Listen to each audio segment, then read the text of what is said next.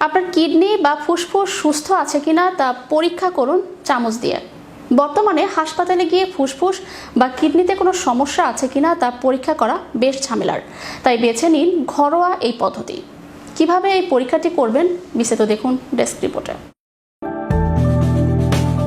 আপনার কিডনি বা ফুসফুস সুস্থ আছে কিনা তা পরীক্ষা করুন চামচ দিয়ে। এখন হাসপাতালে গিয়ে ফুসফুস বা কিডনিতে কোনো সমস্যা আছে কিনা তা পরীক্ষা করা বেশ ঝামেলার। আমাদের ফুসফুস সুস্থ থাকা খুব জরুরি, তাই বেছে নিন ঘরোয়া এই পদ্ধতি, যা সহজেই আপনার দেহের নানা রোগ সম্পর্কে জানতে সহায়তা করবে। এই পরীক্ষার জন্য প্রয়োজন শুধু একটা চামচ আর একটা স্বচ্ছ প্লাস্টিকের প্যাকেট। একটা চামচ দিয়েই পরীক্ষা করে জানতে পারবেন আপনার কিডনি বা ফুসফুসের সমস্যা রয়েছে কিনা, সঙ্গে জানতে পারবেন অন্যান্য রোগ সম্পর্কেও।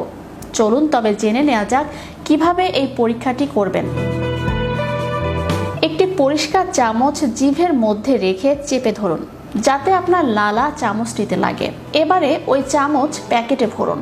প্যাকেটটি টেবিল ল্যাম্পের আলোর নিচে বা সূর্যের আলোর নিচে 1 মিনিটের জন্য রেখে দিন। 1 মিনিট পরে যদি দেখেন চামচে কোনো দাগ বা গন্ধ নেই, তাহলে বুঝবেন আপনি ভেতর থেকে সুস্থ। যদি দুর্গন্ধ বের হয় তাহলে বুঝবেন লিভার বা ফুসফুসের সমস্যা আছে। মিষ্টি গন্ধ বের হলে বুঝবেন ডায়াবেটিস রয়েছে। আর ঝাঁঝালো গন্ধ বের হলে বুঝবেন কিডনির সমস্যা হয়েছে। চামচে হালকা হলুদ এবং সাদা রং দেখা গেলে ধরে নিতে হবে থাইরয়েডের সমস্যা হয়েছে। হালকা বেগুনি রঙের দাগ থাকলে বুঝবেন বুকে সর্দি বসেছে বা হাই কোলেস্টেরলের সমস্যা আছে। কমলা রং দেখা দিলে বোঝায় কিডনির সমস্যা। যদি চামচের পরীক্ষার মাধ্যমে কোনো অস্বাভাবিক গন্ধ বা রঙের পরিবর্তন লক্ষ্য করা যায়, তবে দ্রুত চিকিৎসকের পরামর্শ নেওয়া উচিত।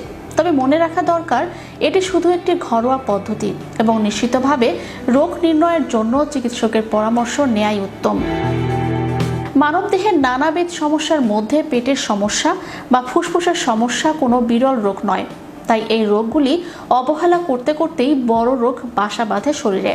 সময়ের অভাবে রোগ ক্লিনিকে গিয়েও পরীক্ষা করা হয়ে ওঠে না, কিন্তু ঘরোয়া পদ্ধতিতেই পরীক্ষা করতে পারেন যে আপনার পেট বা ফুসফুসে সমস্যা রয়েছে কিনা।